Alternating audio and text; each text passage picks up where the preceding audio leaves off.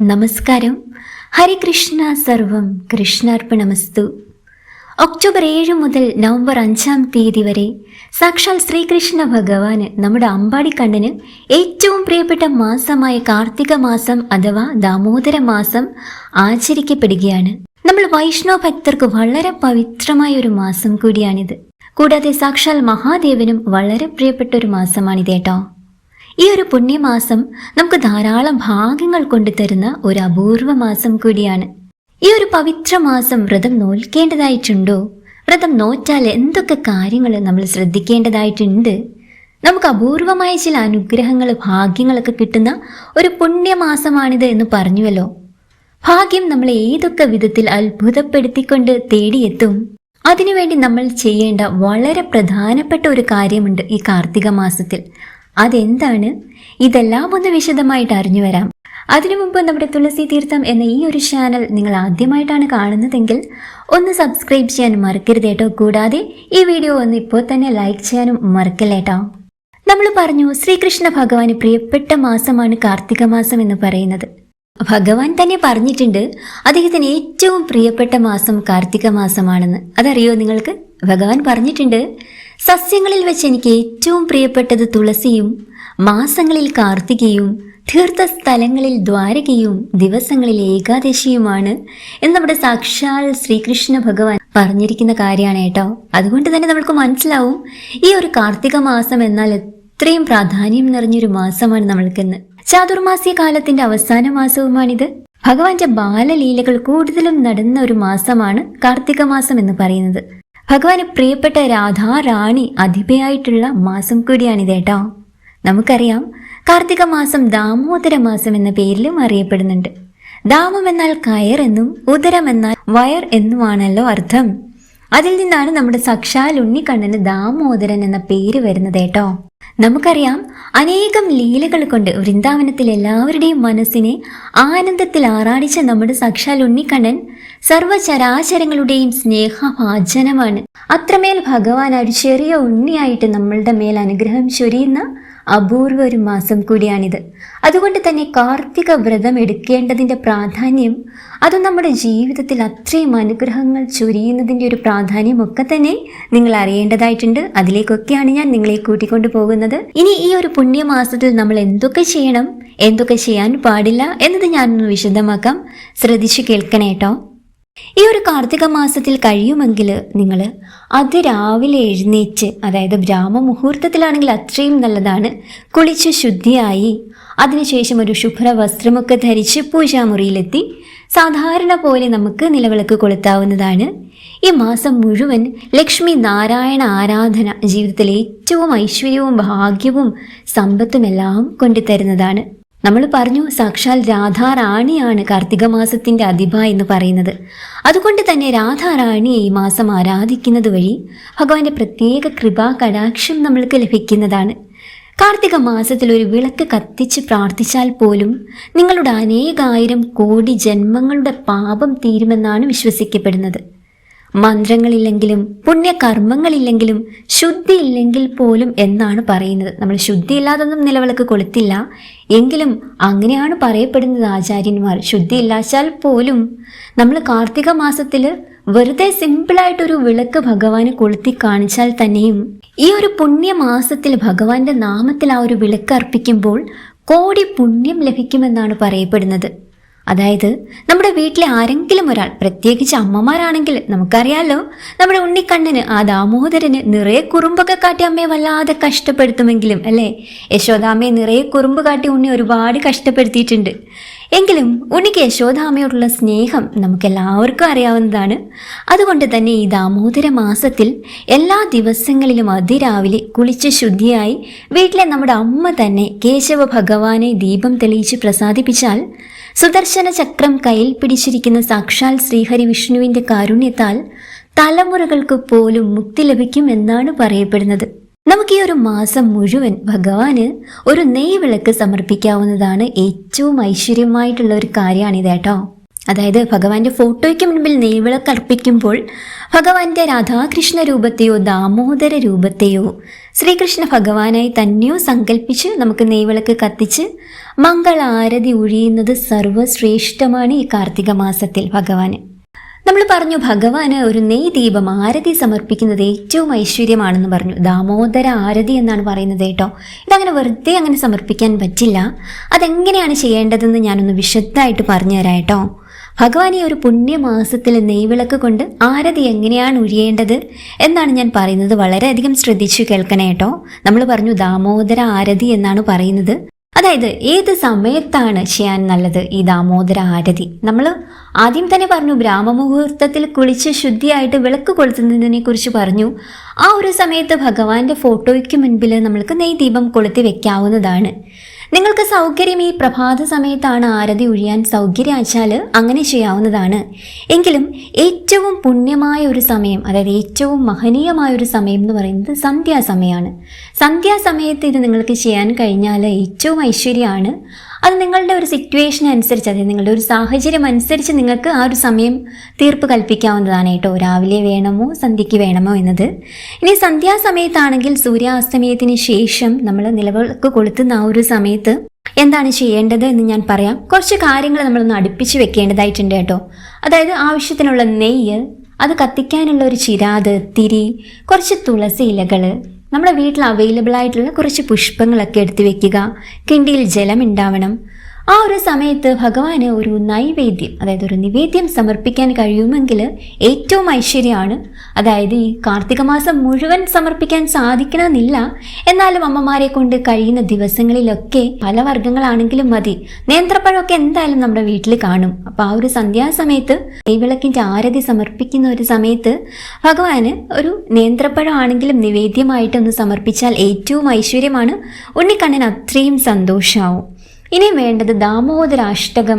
അതുള്ള ഒരു ബുക്കാണ്. എല്ലാവരുടെയും കയ്യിലും ആ ബുക്ക് കാണണം എന്നില്ല. പക്ഷെ നമുക്കറിയാം, നമ്മുടെ നെറ്റിൽ സെർച്ച് ചെയ്താൽ നമ്മൾക്ക് ദാമോദരാഷ്ടകം കിട്ടും. യൂട്യൂബിൽ നോക്കിയാൽ അത് ചൊല്ലുന്ന ശ്ലോകം വരെ അവിടെ ഉണ്ടാവും.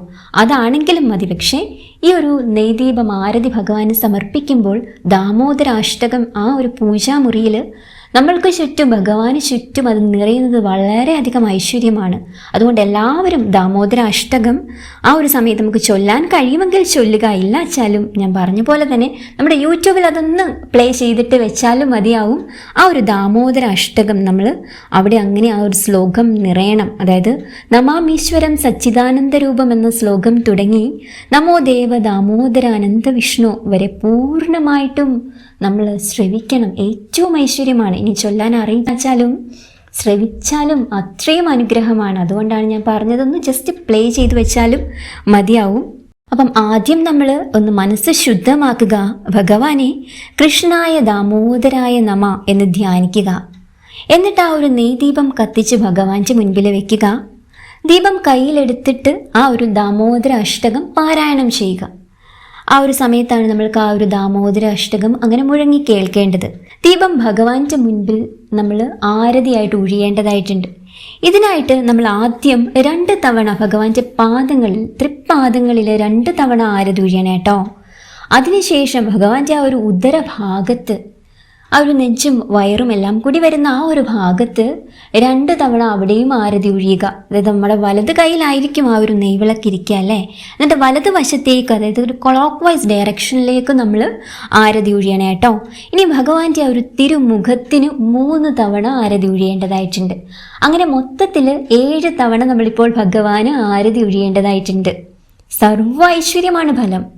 അതായത് നമ്മൾ ഈ ഒരു കാലയളവിൽ എന്തൊരാഗ്രഹം മനസ്സിൽ ആലോചിച്ചിട്ടും ഭഗവാൻ ഈ ഒരു മാസക്കാലയളവിൽ ഈ ഒരു നെയ്ദീപം ആരതി ഒഴിഞ്ഞു വെക്കുകയാണെങ്കിൽ നമ്മളെ അത്ഭുതപ്പെടുത്തിക്കൊണ്ട് ഭഗവാൻ ആ ഒരു കാര്യം നമ്മൾ നടക്കില്ല എന്ന് ഉറപ്പിച്ച് ഉപേക്ഷിച്ച ഒരു കാര്യം പോലും ആവും. തീർച്ചയായും സാക്ഷാൽ ശ്രീകൃഷ്ണ ഭഗവാൻ, നമ്മുടെ ശ്രീഹരി വിഷ്ണു, നമ്മുടെ ഗുരുവായൂരപ്പൻ നമുക്കത് നടത്തി തരുമെന്നത് അനുഭവവേദ്യമാകാൻ പോകുന്ന ഒരു കാര്യമാണ്. തീർച്ചയായിട്ടും നിങ്ങൾ ഉറപ്പായിട്ടും ഉപേക്ഷ വിചാരിക്കാതെ എല്ലാവരും ഇതൊന്ന് ചെയ്യണേ കേട്ടോ.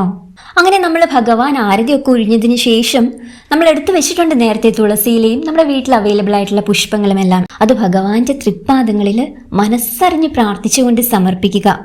നമോ ദേവ ദാമോദര അനന്ത വിഷ്ണു എന്ന് പറഞ്ഞുകൊണ്ട് വേണം നമ്മൾ ഭഗവാന്റെ തൃപ്പാദങ്ങളിൽ ആ തുളസി ഇലകളും പുഷ്പങ്ങളും ഒക്കെ അർപ്പിക്കാനായിട്ട്. ഭഗവാനോട് മനസ്സിലുള്ള ആഗ്രഹങ്ങളൊക്കെ പ്രാർത്ഥനകളായിട്ട് സമർപ്പിച്ചുകൊണ്ട് വേണം ഇതെല്ലാം ചെയ്യാനായിട്ട്.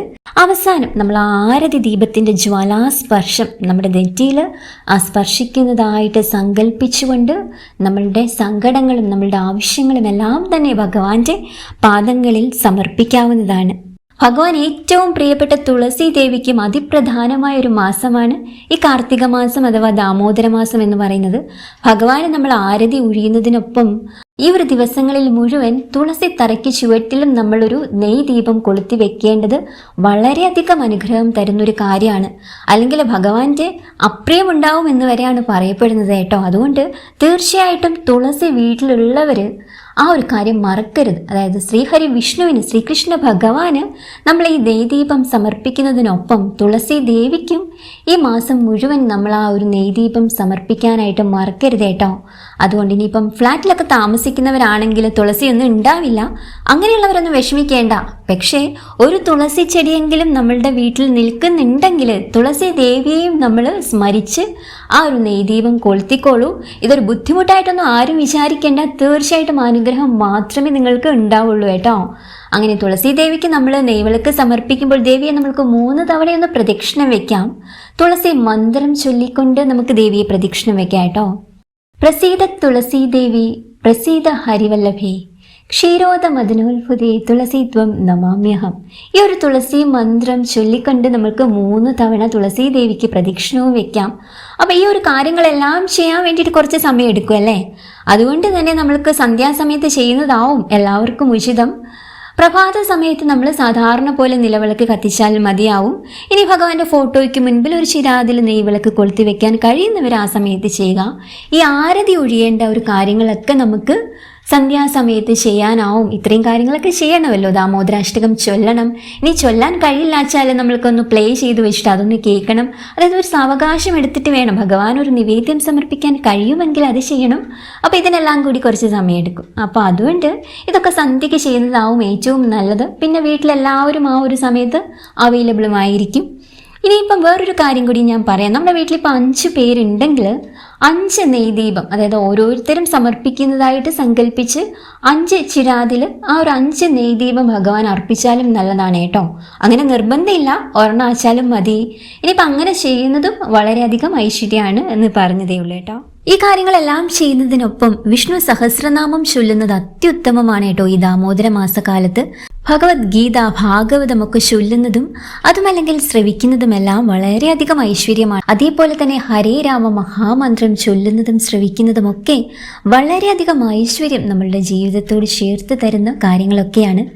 ഇനി നിങ്ങൾക്കൊരു സംശയമുണ്ടാവാം, ഈ ഒരു മാസം പുണ്യമാസമാണല്ലോ, അതായത് കാർത്തിക വ്രതം നോൽക്കുന്ന ഒരു മാസം. ഈ വ്രതം എന്ന് പറയുമ്പോൾ നമ്മൾക്കറിയാം, മത്സ്യ മാംസാദികൾ കൂട്ടാൻ സാധിക്കുമോ? ഈ ഒരു മാസക്കാലം മുഴുവൻ മത്സ്യ മാംസാദികൾ കൂട്ടാതെ ഇരിക്കാൻ ആർക്കൊക്കെ സാധിക്കും? തീർച്ചയായിട്ടും പൂർണ്ണമായിട്ടും മത്സ്യ മാംസാദികൾ കൂട്ടാതിരിക്കാൻ സാധിക്കുമെങ്കിൽ ഏറ്റവും ഐശ്വര്യകരമാണ്. ഇനി നമ്മൾ കൂട്ടില്ല എന്ന് കരുതി അത് വീട്ടിൽ മറ്റുള്ളവർക്ക് പാകം ചെയ്ത് കൊടുക്കാൻ പാടില്ല എന്നൊന്നും ഇല്ല കേട്ടോ. കാരണം നമ്മൾക്കറിയാം, കുട്ടികളൊക്കെ തന്നെയാണെങ്കിലും ഈ ഒരു മാസക്കാലം പൂർണ്ണമായും നോൺ വെജ് ഒഴിവാക്കി നിർത്താനൊക്കെ പറഞ്ഞാൽ അവർക്ക് നല്ല ബുദ്ധിമുട്ടാവും അല്ലേ. അതുകൊണ്ട് വീട്ടിൽ ആരും തന്നെ ഈ ഒരു മാസം നോൺ വെജ് ഉപയോഗിക്കാൻ പാടില്ല എന്നൊന്നും ഇല്ല കേട്ടോ. ഇനി അങ്ങനെ സാധിക്കുന്നവർക്ക് അങ്ങനെ ചെയ്യാം, ഏറ്റവും ശ്രേഷ്ഠമാണ്. എന്തായാലും കുളിച്ച് ശുദ്ധിയായി ആണല്ലോ നമ്മൾ വിളക്കൊക്കെ അർപ്പിക്കുക.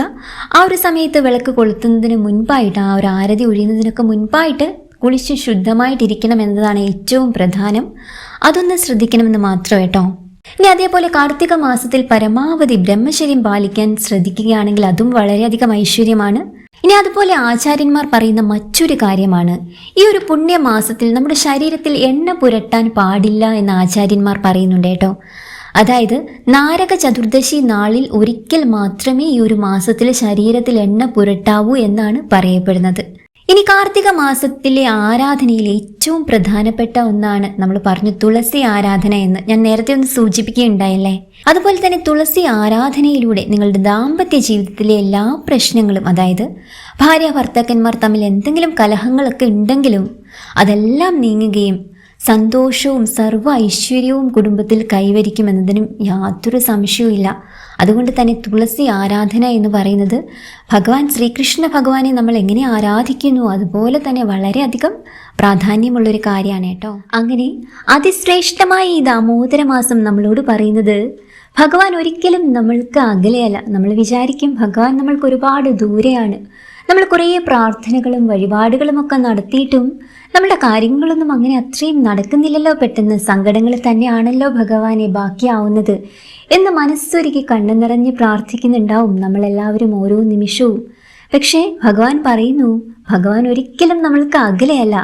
തീർച്ചയായും ഭക്തിയാകുന്ന കയർ കൊണ്ട് നമ്മളാൽ ഭഗവാൻ കെട്ടിയിടപ്പെടും എന്നാണ് പറയപ്പെടുന്നത്.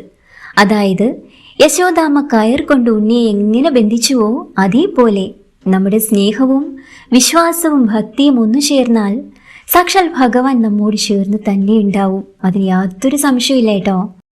ഭഗവാന്റെ അനുഗ്രഹം ഈ ഒരു പുണ്യമാസം നാം എല്ലാവരോടും ചേർന്ന് തന്നെ ഉണ്ടാവട്ടെ എന്ന് പ്രാർത്ഥിക്കുന്നു. മറ്റൊരു വീഡിയോയിലൂടെ വീണ്ടും കാണാം. അതേപോലെ നമ്മുടെ തുളസി തീർത്ഥം എന്ന ഈ ഒരു ചാനൽ നിങ്ങൾ ഇനിയും സബ്സ്ക്രൈബ് ചെയ്തിട്ടില്ലെങ്കിൽ ഒന്ന് സബ്സ്ക്രൈബ് ചെയ്യാൻ മറക്കരുത് കേട്ടോ. നന്ദി, നമസ്കാരം.